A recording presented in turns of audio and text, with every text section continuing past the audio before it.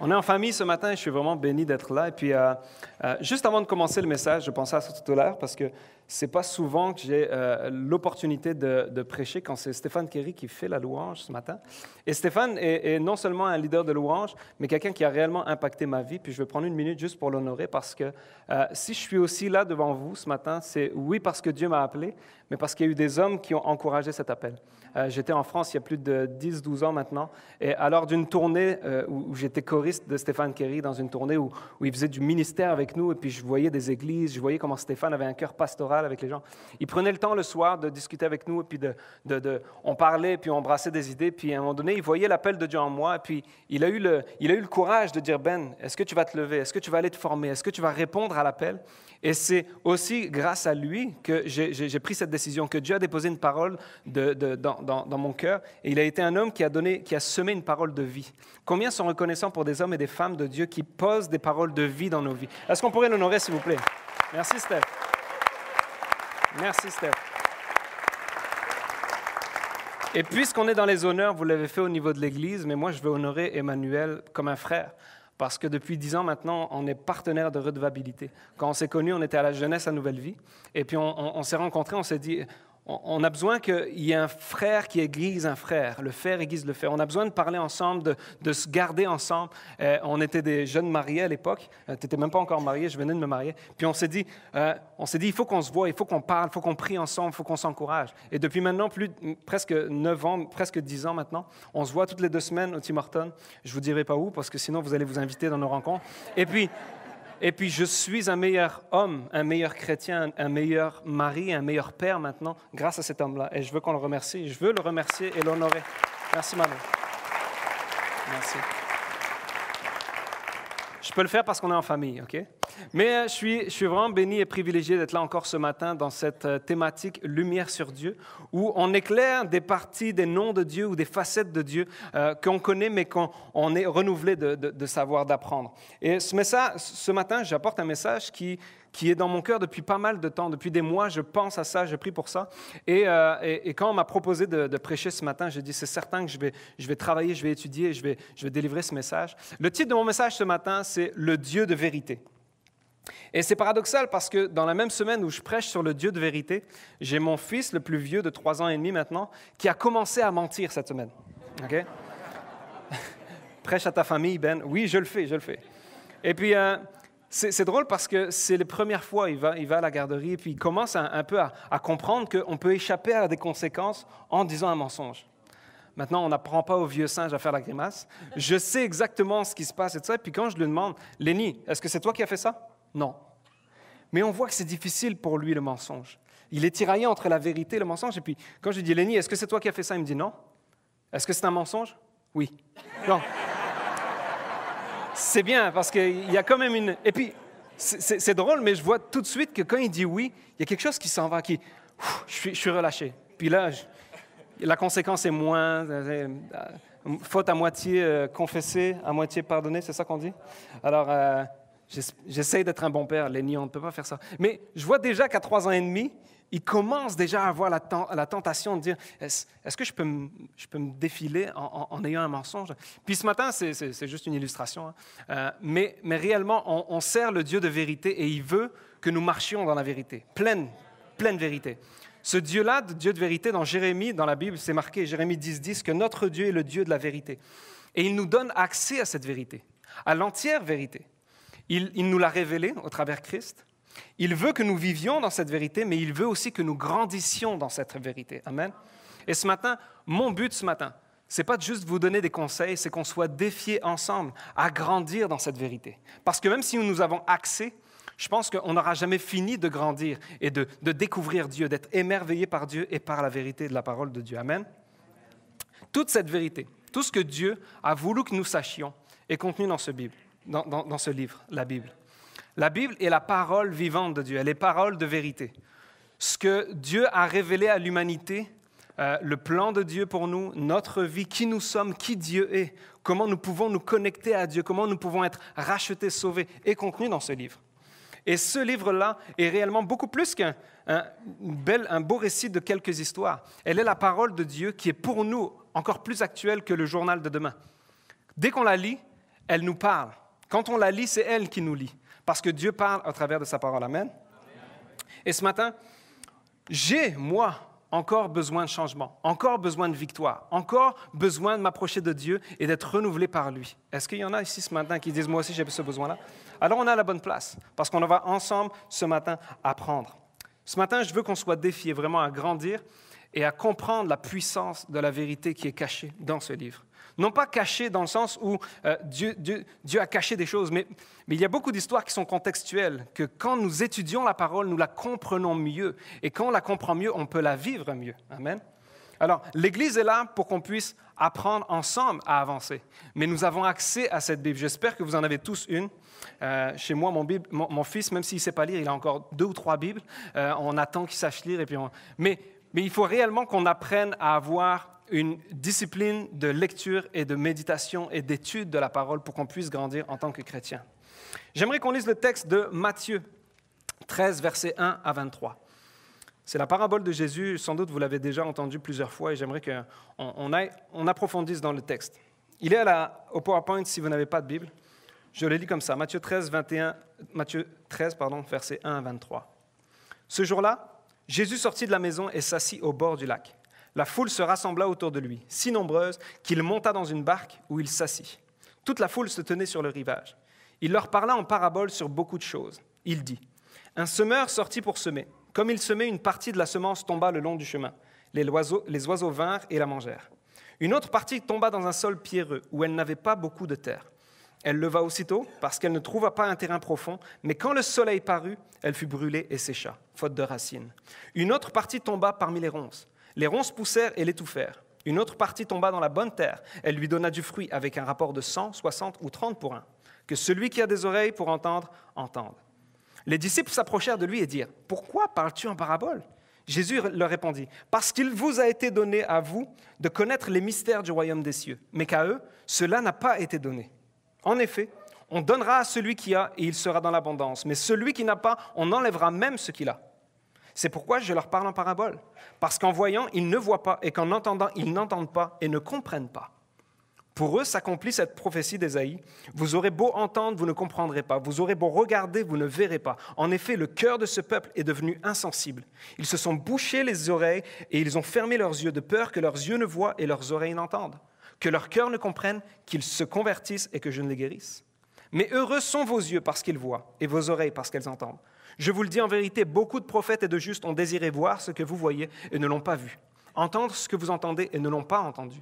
Vous donc, écoutez ce que signifie la parabole du semeur. Lorsqu'un homme entend la parole du royaume et ne la comprend pas, le mauvais vient et enlève ce qui a été semé dans son cœur. Cet homme est celui qui a reçu la semence le long du chemin. Celui qui a reçu la semence dans le sol pierreux, c'est celui qui entend la parole et l'accepte aussitôt avec joie, mais il n'a pas de racine en lui-même. Et il est l'homme d'un moment, et dès que surviennent les difficultés ou la persécution à cause de la parole, il trébuche. Celui qui a reçu la semence parmi les ronces, c'est celui qui entend la parole, mais les préoccupations de ce monde et l'attrait trompeur des richesses étouffent cette parole et la rendent infructueuse. Celui qui a reçu la semence dans la bonne terre est celui qui entend la parole et la comprend. Il porte du fruit avec un rapport de 100, 60 ou 30 pour 1. Amen. Long texte, mais tellement chargé de puissance et de vérité. Cette parabole est une des seules que Jésus a donné l'interprétation. Vous savez, Jésus a beaucoup parlé en parabole. Et puis, quand je voyais ce texte, je comprenais une certaine, puis il y en avait encore plein de questions qui me venaient. Et il y a réellement un côté où, au plus on étudie la parole, au plus elle se révèle à nous, et au plus on la comprend, on la vit, et Dieu travaille avec elle dans notre cœur. Le premier point, en fonction de ce texte que j'aimerais qu'on regarde, c'est qu'afin de saisir la puissance de la vérité, premier point, c'est qu'il faut comprendre la parole de vérité. Ça paraît simple, mais la Bible dit, celui qui a reçu la semence dans la bonne terre, c'est celui qui entend la parole et la comprend, et il porte du fruit. J'aime cette expression qui dit, si tu as une Bible, lis-la. Si tu lis ta Bible, crois-la. Et si tu crois ta Bible, vis-la. Trop de chrétiens s'arrêtent à la lire ou s'arrêtent juste à la croire sans la vivre. Dieu ne veut pas seulement nous donner des bons conseils, il veut nous donner une manière de vivre dans n'importe quel domaine de votre vie. Citez-moi n'importe quel problème de votre vie, la réponse est dans ce livre. Vrai ou pas? Maintenant, il faut savoir trouver la réponse dans ce livre. Ce n'est pas juste, OK, j'ai un problème avec mon enfant, je vais ouvrir, hop, je vais tomber. Non, ce n'est pas un grimoire. Ce n'est pas un livre de recettes spirituelles où on... Non, non, c'est la parole vivante de Dieu. Au plus on la lit, au plus Dieu nous parle. Et ce matin, je veux vraiment qu'on ne fasse pas juste entendre ou lire la parole. Je veux qu'on la comprenne. Et puis, peu importe si vous avez 2 mois de vie chrétienne, ou 20 ans, ou même 40 ans. Puis je sais qu'ici, il y a des anciens dans la parole qui ont une compréhension de la parole. Et puis, merci d'être là pour nous éclairer à nous aussi en fonction de nos questions. Mais nous devons tous nous défier à avancer dans la connaissance et dans la compréhension de la parole. Est-ce que certains veulent comprendre encore plus la parole? Je ne pense pas que quelqu'un puisse se lever et dire « Moi, je n'ai plus besoin de la comprendre, j'ai tout compris. » Il manquerait un peu d'humilité. Mais j'ai lu cette histoire plusieurs fois. Je vous avoue que ça fait maintenant 16 ans que je suis chrétien. Et puis, les évangiles, je les lis. Et puis, les paraboles de Jésus, je les connais presque par cœur. Ah, la parabole du semeur, ouais, je me souviens, il sème, ça tombe dans différents... Mais on m'aurait posé la question il y a peut-être quelques années ou quelques mois même, mais qu'est-ce qu'elle veut réellement dire? Et puis, réellement, quand je regarde encore cette parabole, même cette semaine en l'étudiant, je me disais, mais il y a des choses qui me mettent un petit peu inconfortable. Pourquoi Jésus, qui est venu sauver tous les hommes, disent « Je parle en parabole pour pas qu'ils ne comprennent ». Je vous pose la question. Avez-vous saisi la manière dont... Pourquoi Jésus, alors qu'il est mort pour le péché de l'humanité au complet, vrai, dit « À eux, ça n'a pas été donné, mais à vous, ça a été donné de comprendre cette parabole ». Je me posais encore cette question et puis je me dis « Les paroles de Jésus sont plus précieuses que les pierres précieuses ». Donc c'est certain qu'il y a quelque chose en arrière de ça qui doit être révélé, qui doit nous faire grandir. Et ce matin, je n'ai pas la prétention de dire « j'ai trouvé les perles précieuses de la parole », mais réellement, je pense que Dieu m'a donné une parole pour qu'on puisse ensemble, comme le corps, grandir et s'approcher de Dieu. Jésus n'est pas méchant ou injuste. Jésus parle en parabole parce qu'il veut révéler quelque chose à ceux qui veulent réellement savoir. Salomé, peux-tu me prêter ta veste, s'il te plaît? Merci. Juste faire une illustration de voici pourquoi Jésus parlait en parabole. Ce n'était pas juste parce qu'il voulait être imagé. C'est réellement pour attirer l'attention de quelques personnes qui voulaient réellement savoir pour donner la signification. Jésus parlait en parabole comme s'il disait « OK, voici ». C'est comme une broderie. Ça, c'est une veste, là. Mais si tu peux mettre l'image de la broderie, la première image. C'est comme une broderie du sens inverse. Vous voyez? Est-ce qu'il y a des gens qui font de la broderie ici? Vous voyez ce que je veux dire? Les milléniums, comprenez-moi. OK, vous avez déjà vu ça chez vos grands-mères, quelque part. La broderie, dans le sens inverse, elle ne fait pas vraiment de sens. On distingue un petit peu des genres de... C'est comme si Jésus lançait une broderie devant tout le monde, puis disait « Voici la parole ». Puis il lance une parabole. Puis là, les gens disent « C'est quoi cette histoire? C'est donc bien bizarre ce qu'il dit. » Puis là, Jésus dit « Voici la parabole. Voici la parabole que celui qui a des oreilles pour entendre, entende. Celui qui a des yeux... » Mais il y a des gens qui voient ça de l'autre côté, puis ils disent « Encore un conteur d'histoire, encore quelqu'un qui dit n'importe quoi, encore un fou. » Et puis la majorité des gens, quand ils entendaient Jésus, c'est ça qu'ils disaient. On est venu pour le pain, il n'y a pas de pain aujourd'hui, puis il raconte encore ces histoires. Oh, OK, je reviendrai demain pour voir s'il y a des miracles. C'est réellement ça qu'il faisait. Mais ceux qui disaient, non, Jésus est bien trop élevé pour nous, il ne fait pas juste raconter des belles histoires, il y a quelque chose qui est caché. Jésus leur disait, puis c'est ce que les disciples en disaient, Jésus, pourquoi tu parles en parabole? Et là, il disait, venez avec moi, venez. Et quand les disciples venaient auprès de Jésus, Jésus leur montrait réellement la belle broderie. Voici ce que je voulais réellement expliquer à ceux qui voulaient réellement savoir. La parabole de Jésus n'était pas pour leur dire « Vous, je veux que vous soyez troublés et que vous ne compreniez pas. » Puis, non, c'était pour ceux qui veulent réellement savoir comment est le royaume de Dieu, qui est Dieu pour vous. Vous allez venir, vous allez chercher. Et celui qui cherche, trouve. Celui qui demande, on lui donnera. Celui qui frappe, on lui ouvrira. Il y a un côté où si tu veux réellement avoir et connaître la vérité de Dieu, Dieu va te la révéler. Mais la parabole de Jésus, en ce temps-là, c'était plus pour faire le tri entre ceux qui cherchent un divertissement et ceux qui cherchent réellement Dieu. La parabole n'était pas juste une petite belle histoire comme ça, non. Il y avait un but derrière ça. Un peu comme, j'ai lu cette histoire cette semaine, comme M. Scarpa, si tu veux montrer l'image. L'un des hommes les plus riches du Brésil, M. Scarpa, a créé un scandale lorsqu'il a annoncé qu'il allait enterrer sa Bentley, valant plus d'1 million de dollars.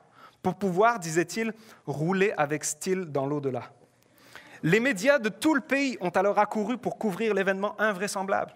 Alors que beaucoup le critiquaient pour ne pas avoir donné cet argent aux œuvres de charité, le jour de la conférence de presse, Scarpa a révélé que tout cela n'était qu'une mise en scène pour attirer l'attention du monde sur le don d'organes. Il disait « Les gens me condamnent parce que j'enterre une voiture, alors qu'en fait on enterre des choses bien plus précieuses, comme un cœur, un foie, un rein. Combien de malades attendent une transplantation qui pourrait sauver leur vie ?» C'est quand même fort. J'aurais pas osé, mais c'est quand même fort. En fait, Jésus faisait le buzz. Pour ceux qui ne connaissent pas, faire le buzz, c'est montrer quelque chose que tout le monde voit. Wow, qu'est-ce qui se passe? On s'y intéresse et ensuite on voit c'est quoi le message. Jésus était le premier à créer le buzz, puis il dit ceux qui veulent réellement savoir ce qu'il y a derrière le buzz vont venir et je vais leur révéler. Parce que même si Jésus parlait au début de son témoignage, au début de son ministère, il parlait, il annonçait, même le plus clair, la parole qui était donnée la plus simple et la plus claire, les gens ne voulaient pas l'écouter. Ils bouchaient réellement leurs yeux pour ne pas voir, ils fermaient leurs oreilles. Comme des gens, vous leur montrez que Dieu est vrai, puis qu'il veut qu'il les sauve, puis ces gens-là ne veulent rien savoir. Ils bouchent leurs oreilles, ils ferment leurs yeux. Prions pour eux. Prions, continuons, parce que Jésus n'a pas juste arrêté de parler. Il allait de village en village et il prêchait. Il ne cessait de continuer à poursuivre les gens. Mais pourquoi il parle en parabole? Ce n'est pas parce que les gens ils ne voulaient pas qu'ils ne comprennent. C'est parce qu'il disait, si tu veux réellement comprendre, tu vas venir proche de moi. Et au plus tu seras proche de moi, au plus tu verras c'est quoi le dessein. Amen? Et puis, quand on voit, c'est pour ça aussi qu'il faut qu'on étudie la parole. Puis, si vous avez des questions quand vous lisez la parole, il ne faut jamais que vous fermiez la Bible en disant « Je verrai si le pasteur en parle dimanche pour répondre peut-être à mes questions. » Non. Il faut que si vous avez des questions sur la Bible, il faut que vous alliez chercher les réponses. Il y a ici des hommes et des femmes qui ont une connaissance théologique, qui ont étudié la parole, qui peuvent répondre à vos questions. Et ensemble, si on grandit dans la parole, on comprendra ce que Dieu veut pour nous et comment il va nous parler. Combien sont reconnaissants quand vous lisez la Bible, vous dites « C'est exactement ce que j'avais besoin de lire aujourd'hui. » Mais pour ça, il faut la comprendre. Déjà, il faut la lire. Le premier seul dont Jésus parle, c'est quelqu'un qui entend la parole, mais qui ne la comprend pas. C'est comme une semence qui tombe le long du chemin. Et là, il y a le malin qui vient et puis qui vole. Combien de fois lisons-nous la parole et nous ne la comprenons pas, ou pas entièrement? Et parfois, on est comme ce premier seul. Vous savez, je sais que la parabole du semeur, c'était pour illustrer plusieurs styles de personnes. Des gens qui veulent que la parole vienne puis qui portent du fruit, d'autres qui ne sont pas assez persévérants. Et je le sais. Mais par contre, je pense que notre vie peut être en plusieurs saisons qui peuvent être ces sols différents. Combien de fois nous sommes ces gens qui, parce qu'on entend la parole de Dieu, mais les préoccupations, tout ce qui se passe, on écoute plus ou moins, on ne comprend pas, et puis là, c'est parti. Vous savez, la parabole représente les incompréhensions, le manque de persévérance dans l'adversité, la séduction matérielle et la bonne terre qui porte du fruit. Lisons-nous assez la parole? Comprenons-nous assez la parole? Grandissons-nous assez dans cette parole? Étudions-nous assez la parole? Parce que si notre Dieu est un Dieu de vérité, il nous l'a révélé. C'est à nous de nous en emparer. Amen? J'entends trop souvent des gens me dire « Ben, je ne lis pas souvent la Bible parce que je ne la comprends pas vraiment. » OK, mais tu lis quoi? Tu lis dans quelle version la Bible? Parce qu'il y a aussi des versions qui sont beaucoup plus complexes à comprendre que d'autres. Là, moi, j'aime la version Semeur. Si en ce moment, vous ne savez pas quelle Bible lire, allez à la la librairie, et achetez-vous la Bible Semeur, par exemple, ou la Second 21, ou la Parole de... Il y a plein de Bibles, mais allez, faites le maximum pour aller comprendre et saisir le message que Dieu veut vous donner. Souvent, il y a des gens qui me disent « Ben, moi je lis la Bible en un an et puis je me donne des objectifs de lire 5, 6, 7 chapitres par jour. » Super! Est-ce que tu en ressors avec une conviction, une compréhension? Est-ce que la parole t'a lu pendant ce temps-là? C'est plus la quantité. Mais notre Dieu n'est pas un Dieu de quantité, c'est un Dieu. Lis moins et lis mieux. Lis 3 versets et prie là-dessus. Passe 20 minutes juste à chercher la face de Dieu dans ce verset et Dieu va nous le révéler. Est-ce qu'il y en a qui le croient? Faisons attention parce que ne jamais lire cette parole en disant « des fois c'est trop complexe pour moi ». Non, elle a été révélée pour que nous puissions la comprendre. Maintenant, nous avons besoin les autres et de l'Église ensemble pour justement poser nos questions, être défiés. La première année d'ITF, ça a été marquant pour moi parce que j'étais venu de la France jusqu'ici pour étudier avec mon épouse. Et puis, j'étais à l'école biblique, assis sur les bancs de l'école biblique où on étudie la parole, où on regarde comment Dieu est. Waouh, c'était incroyable. Mais c'est cette année-là où j'ai vécu ma crise de foi. Crise de foi, pas crise de foi, mais une crise de foi spirituelle. J'ai tellement douté de Dieu, j'ai tellement douté de sa parole, je ne priais même plus. J'étais à l'école biblique pour devenir pasteur. Mais j'étais complètement déconnecté du cœur de Dieu.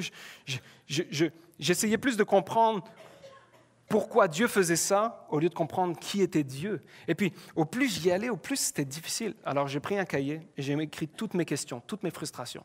Et puis, je suis allé voir des pasteurs, des gens, des hommes de foi que je savais qu'ils ne seraient pas vexés que j'avais une crise de foi, mais qu'au contraire, ils pourraient me défier. Puis, j'ai été voir Pasteur Mark, j'ai été voir Glenn Smith, j'ai été voir Daniel Descaries. Puis j'allais avec pourquoi Jésus dit ça, pourquoi Dieu fait ça, puis pourquoi ce n'est pas aussi simple que ça, pourquoi.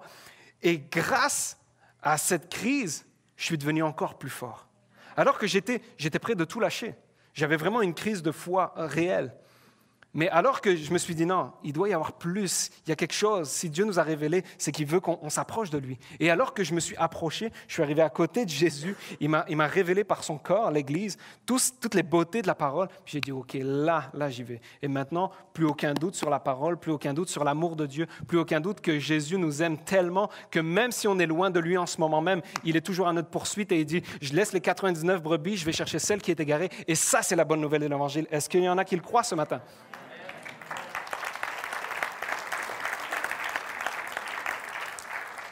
Certaines personnes me disent, mais je ne comprends pas la Bible. Mais quels sont tes outils pour la comprendre? Ah, mais Ben, je n'ai pas d'argent pour m'acheter des commentaires bibliques et puis des dictionnaires. On est en 2018, sur Internet, il y a une plénitude de sites qui nous donnent des accès. Puis tous ne sont pas bons, mais je vous en donne deux par exemple. L'évangile.com, qui est une Bible annotée. Ce sont des commentaires bibliques sur chacun des passages de la Bible. C'est énorme comme ressource. Dès que je lis la parole et que je ne semble pas comprendre réellement ou alors je ne comprends pas le contexte dans lequel c'est, je vais voir ces sites-là et puis je comprends comme, wow, là je viens d'avoir une étude biblique en quelques passages et là ça me fortifie parce que je ne fais pas juste être frustré parce que je ne comprends pas. Non, je vais chercher les outils, ça m'aide à comprendre et là j'avance et je continue. Parce que si je ne comprends pas la première des paraboles du semeur et pourquoi Jésus disait, vous allez comprendre mais vous n'allez comprendre pas, je ne peux pas suivre et continuer les autres paraboles parce que je suis frustré que Jésus est injuste. Alors que ce n'est pas du tout ça, vous comprenez. Mais il faut qu'on aille plus loin. Quelqu'un va me dire, non, mais je n'ai pas le temps de faire ça, je ne suis pas pasteur. Non, tu es juste un chrétien. Tu es juste un enfant de Dieu, et Dieu veut parler à travers ta vie, pas juste pour moi, pour vous, non, à chacun.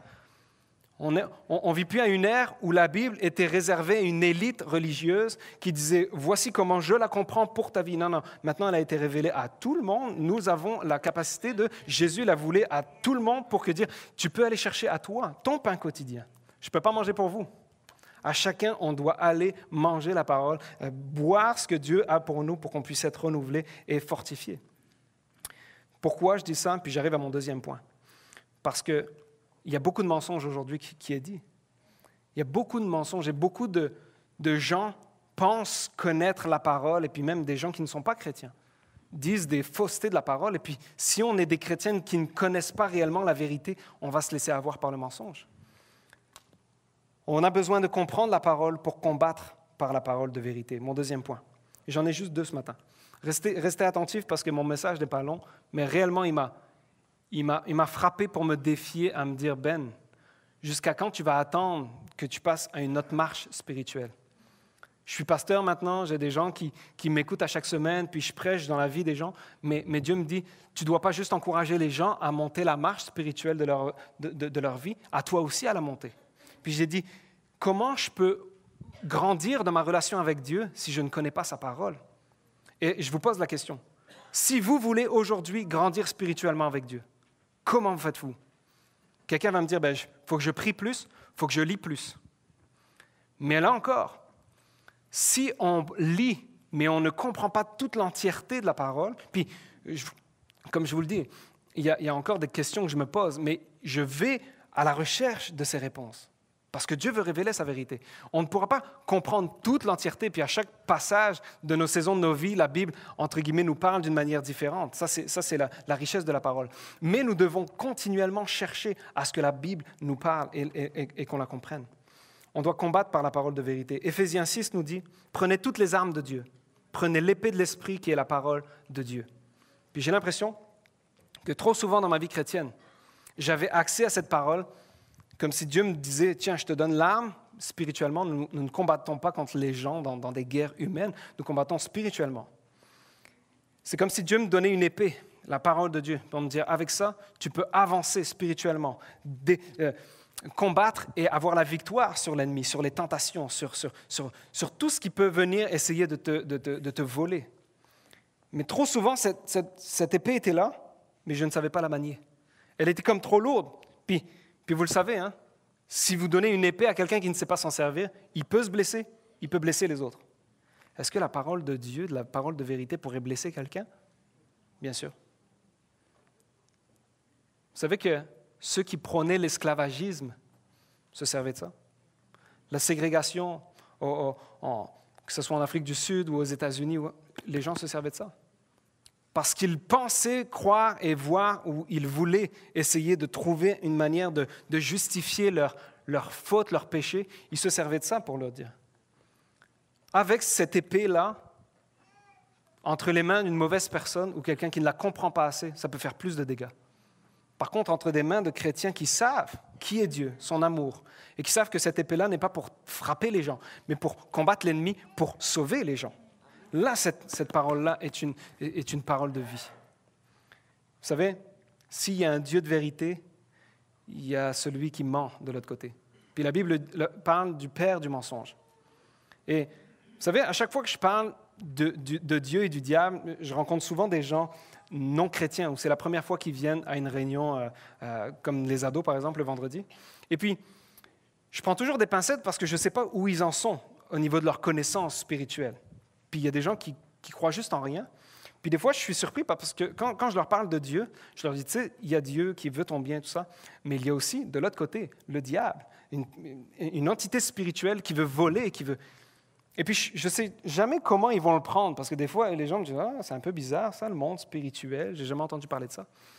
Mais certains qui ne sont pas chrétiens connaissent bien plus le monde spirituel qu'on ne peut le penser. Un de mes ados m'a dit un jour, c'était la première fois qu'il venait à l'église, mais il me disait, ouais, le monde spirituel, je le connais. Parce que quand je rentre chez moi, ma mère fait des choses et puis là, je vois des choses bouger. OK. Mais lui ne connaissait que ce côté négatif spirituel. Et il voyait que les mauvais méfaits. Il pensait que le monde spirituel était réservé à quelque chose vraiment d'obscur, de ténébreux, d'occultisme, alors que la lumière est Christ et que ce soit dans le monde spirituel, dans le monde physique, charnel, entre guillemets, Dieu veut que nous ayons la victoire. Et cet ado-là, quand il a compris que Jésus était là et puis qu'il était bien plus fort que n'importe quelle force spirituelle qu'il avait vue agir sur lui et les membres de sa famille, c'est certain qu'il a saisi cette parole et puis il vit maintenant dans la lumière. Gloire à Dieu. Mais il faut que nous soyons conscients qu'il y a un combat spirituel. Et si Dieu veut que nous ayons toute la vérité, il y a celui qui veut que nous croyions le mensonge. Et quand je dis ça, je vous vois un petit peu sceptique. Vous savez que Satan a eu le guts de venir devant Jésus en citant la parole. Dans le désert, alors que Jésus est à son plus faible, émotionnellement, physiquement, spirituellement, l'ennemi vient et le fait douter de la parole de Dieu. Saute en bas du temple, parce qu'il est écrit que des anges viendront et puis Le diable citait la Bible, mais d'une manière diabolique. Il donnait des fausses théologies et il voulait faire croire à Jésus le mensonge. Bon, mange du pain, tu es capable de faire Dieu t'a donné la puissance de faire un miracle, vas-y. Puis, c'est la même chose qu'il a dit à Adam et Ève. Tu es sûr que Dieu a bien dit que tu n'avais pas le droit de manger là? Non. Il n'a peut-être pas voulu vraiment dire ça. Et combien de fois l'ennemi veut nous mentir sur la parole de vérité? En citant des versets, en prenant des théologies qui sont bibliques, mais dans les tournant diaboliquement. Parce que vous savez, si je prends une bouteille d'eau claire qui est pure, mais si je mets juste une goutte de poison, cette eau-là devient du poison. Peu importe le mini-mensonge qu'il y a dans la vérité que vous pensez, elle devient un mensonge. Et le père du mensonge veut voler l'autorité aux chrétiens pour qu'ils ne connaissent pas l'entière vérité de la parole de Dieu. Et c'est pour ça que, même encore cette semaine, je priais en disant, Seigneur, sonde mon cœur, vois si je suis sur une mauvaise voie, peut-être que je crois des choses qui sont bibliques, mais qui ne sont pas de ton cœur. Parce qu'on regarde tous la Bible avec nos yeux culturels. Alors je me dis, Seigneur, renouvelle, que je puisse grandir dans ta parole de vérité. Et je n'ai pas la prétention de dire que je marche dans la vérité absolue. Je pense que personne n'aura la vérité absolue à part Christ. C'est pour ça qu'il faut que nous soyons à côté de Christ, qui est lui et la vérité. Il est le chemin, la vérité et la vie. Au plus nous sommes à côté de Christ, au plus nous avons accès à son cœur, au plus nous comprenons comment Dieu voit le monde et comment nous devons le voir. Dieu a-t-il réellement dit? Combien de fois nous croyons ça? Puis si Satan se sert de la Bible pour venir tenter Jésus, qui lui-même est la parole incarnée, je pense que l'ennemi essaie de nous faucher nous-mêmes, nous aussi. Puis tu sais, c'est facile de faire douter un novice. Vous savez, ici, je pense que personne ne pourrait me dire si ce billet est vrai ou faux. À part si vous avez un détecteur de faux billets dans vos poches, ce que je ne pense pas. Peut-être iPhone a fait une application, mais personne, parce que pourquoi? Je ne pense pas qu'ici, il y a un expert en faux billets. Par contre, si je mets ce billet-là entre les mains d'un expert, en un quart de milliseconde, non, c'est un faux. Pourquoi? Parce qu'il est expert dans la détection du vrai et du faux. Mais vous savez comment étudient les experts pour les faux billets? Ils ne regardent jamais des faux billets. Ils ne font qu'étudier le vrai. Ils regardent le vrai billet et ils le connaissent par cœur, dans ses coins, dans ses filigrammes, dans ses choses. Et puis, ils connaissent tellement le vrai que dès qu'il y a un faux, je le sais que c'est une fausse copie. Parfois, on croit que nous, il faut qu'on connaisse toutes les fausses théologies pour savoir quelle est la vraie. Non, au plus tu es avec Christ, dans la vraie théologie, dans la vraie vérité, avec la parole de vie, au plus tu vas savoir que ça, c'est un mensonge. Ça, c'est un mensonge. Et il y en a ici, peut-être que vous croyez. Amen.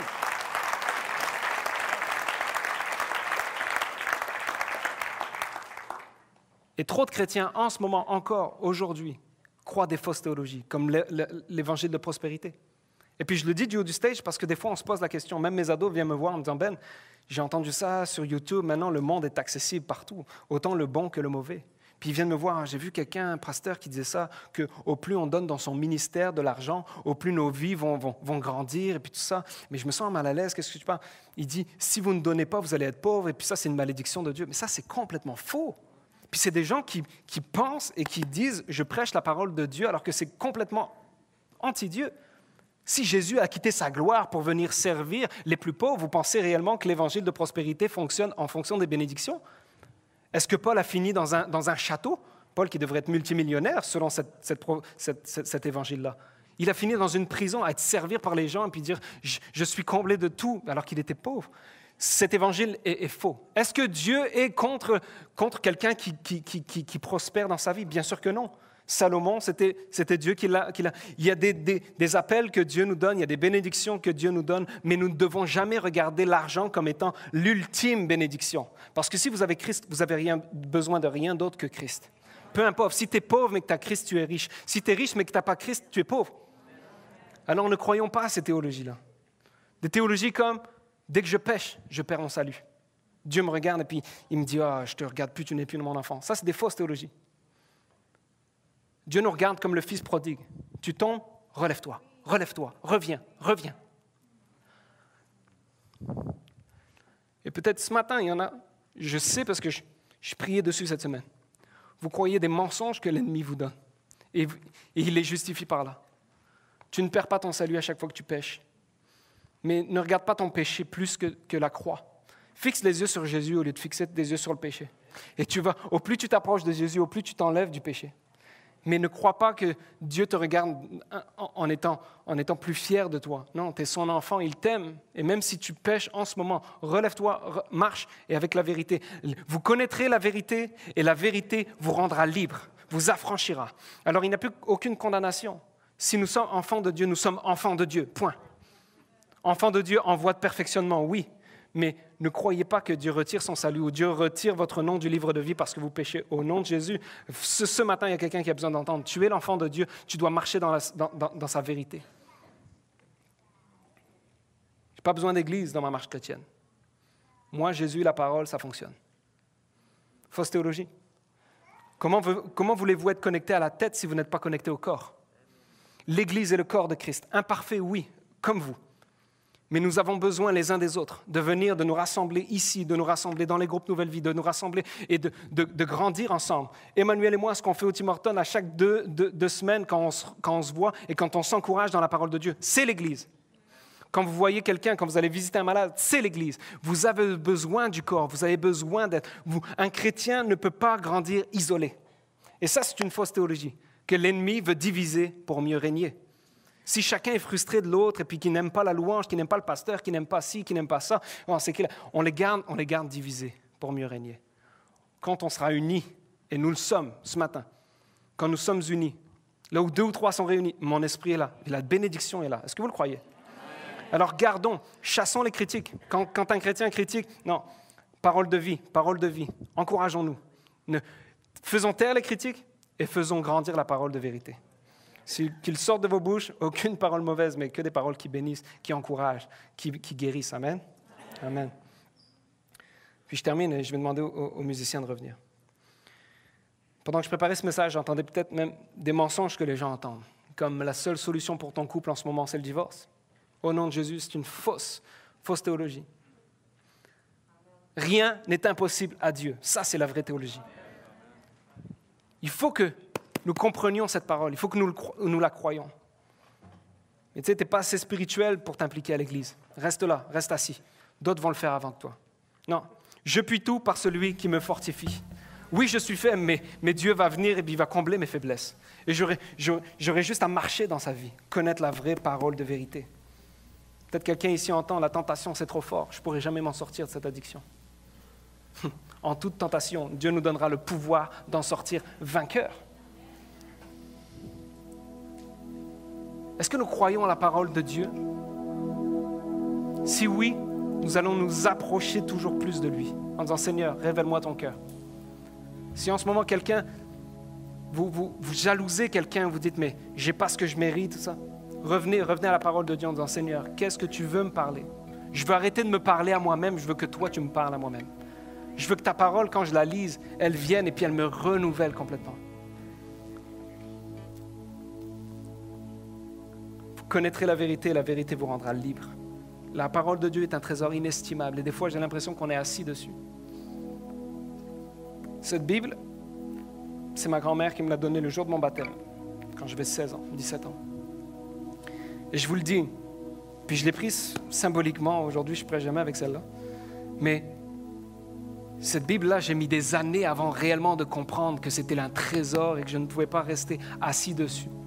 Elle était juste sur ma table de chevet, puis elle prenait la poussière, alors que je me disais, là-dedans, il y a un trésor pour ma vie, pour mon couple, pour ma famille, pour mes ennemis. Au lieu que je venge et que j'ai de la haine. Non, prie pour celui qui vous persécute. Bénissez ceux qui vous maudissent. Il y a les trésors pour chacune des situations de ma vie. C'est une parole qui vient me guérir quand je suis abattu. C'est une parole... Si Jésus dit, venez à moi, vous tous qui êtes fatigués, chargés, je vous donnerai du repos. Il nous donne du repos, oui, dans sa présence, mais aussi par sa parole. Ça fait combien de temps que vous n'avez pas juste pris un midi à dire, je ne mets même pas de rendez-vous, mais je fais un jeûne. Puis je ne mange pas aujourd'hui, puis je vais juste m'isoler quelque part, que ce soit au travail ou dans un parc ou peu importe.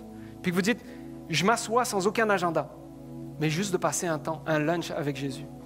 L'homme ne vivra pas du pain seulement, mais de toute parole qui sort de la bouche de Dieu. Je vais juste me prendre un midi, puis là, je vais passer 1 heure à lire la parole de Dieu, puis à essayer juste de comprendre encore plus.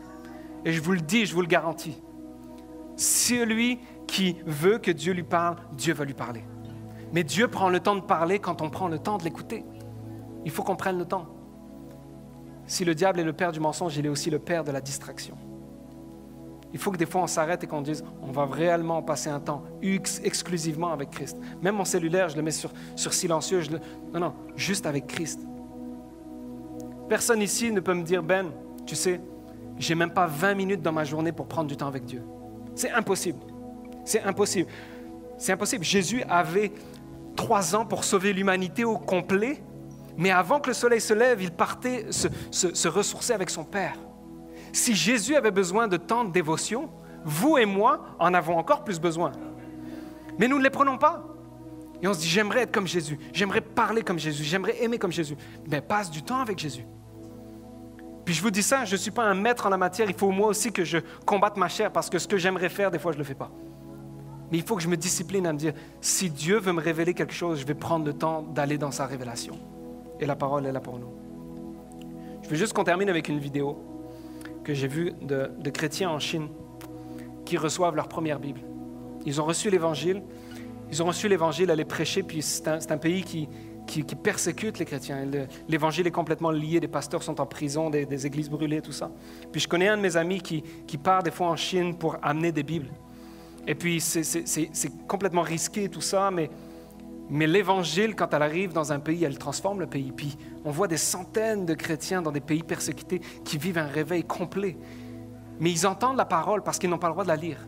Et là, il y a une valise qui arrive avec la Bible en chinois, en mandarin. Et puis là, on voit ces gens-là prendre la parole, mais comme un trésor. Puis quand je regardais cette vidéo, je me disais, il faut que je retrouve cette passion-là. On la regarde ensemble.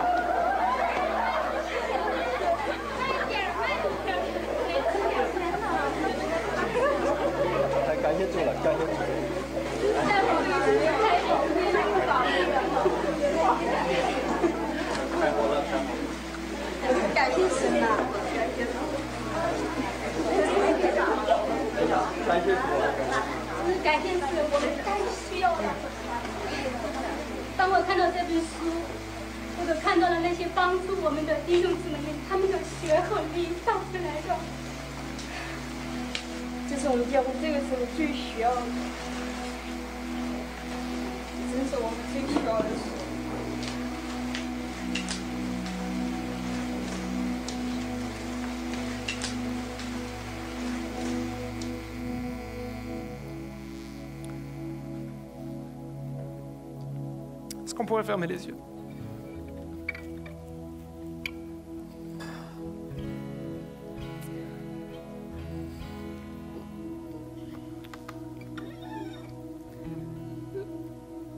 Seigneur, pardonne-nous de trop souvent prendre pour acquis ce qu'on a, de dormir à côté d'un trésor, de dormir à côté de ce qui pourrait changer notre pays.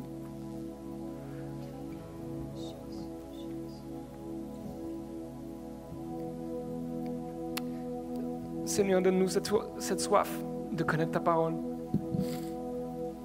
Dans la parabole, tu disais, bien des prophètes et des rois auraient voulu voir ce que vous voyez, entendre ce que vous entendez. Seigneur, on a ce privilège-là aujourd'hui, d'avoir la parole de Dieu complète dans un pays libre qui nous donne le droit de se réunir et de l'étudier, de grandir avec, Seigneur. Merci parce qu'on est dans un pays riche qui nous donne accès à avoir une Bible par personne. Et parfois on la méprise, parfois on la néglige, parfois on est frustré parce qu'on ne la comprend pas alors qu'on ne prend pas le temps d'étudier. Seigneur, on vient comme une église ce matin en disant, on a besoin de revenir et d'être renouvelé dans ta parole, d'être renouvelé dans ton esprit, parce que tu as choisi de te révéler et de révéler ton plan pour nous au travers de cette parole. Seigneur, on veut arrêter de croire aux mensonges de l'ennemi, puis on veut commencer à comprendre la vérité. On veut marcher dans une nouveauté de vie, on veut être renouvelé dans nos pensées, dans nos théologies. Et je prie, Seigneur Jésus, pour que ceux qui croient aux mensonges aujourd'hui, sur leur vie, sur leur couple, sur leur église, sur leur caractère, Seigneur, qu'ils soient brisés dans le nom de Jésus. Seigneur, quand je vois ces chrétiens qui sont persécutés et puis qui pourraient être en prison juste en tenant une Bible dans leurs mains, mais qui sont tellement fiers de l'avoir parce qu'ils savent qu'ils pourront juste grandir avec toi en ayant cette parole. Seigneur, ranime la flamme de notre premier amour. Seigneur, qu'on puisse la comprendre à chaque fois qu'on la prie. Seigneur, que cette semaine, alors qu'on reprend la décision de la lire plus et de l'étudier plus, on va lire moins, mais on va lire mieux. On va commencer à étudier, on va commencer à poser nos questions. Seigneur, aide-nous à grandir en tant qu'Église, à aller chercher les promesses. Parce que si on ne lit pas et on ne comprend pas les promesses, on ne pourra pas s'en emparer. Seigneur, aide-nous à avoir l'épée de l'Esprit qui est la parole de Dieu et s'en servir comme des chevaliers réellement, Seigneur, qui combattent le monde spirituel et qui avancent différence pour nos familles, pour nos ennemis, pour nos amis, Seigneur Jésus. Qu'on puisse être différents, qu'on puisse pas être juste des personnes qui vivent et qui vont juste à l'église le dimanche matin. Qu'on puisse être, Seigneur, puissant dans ta parole parce que tu nous ordonnes d'être puissants. Seigneur, c'est notre décision et j'aimerais faire un appel ce matin alors que tout le monde a les yeux fermés.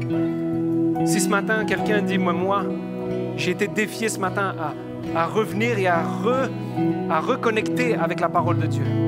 Et oui, je vais me battre pour la comprendre. Et oui, je vais l'étudier.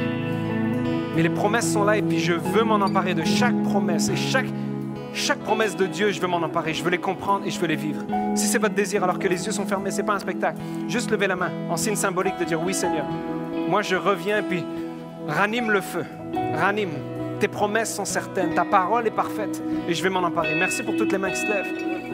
Et comme Église, nous allons déclarer que cette parole sera la parole de Dieu dans ma vie, que je vais non seulement la lire, non seulement je vais l'entendre, mais que je vais la comprendre, je vais la vivre et la partager. Est-ce que l'Église pourrait dire oui et amen? Est-ce qu'on pourrait applaudir et acclamer et remercier Dieu pour sa parole?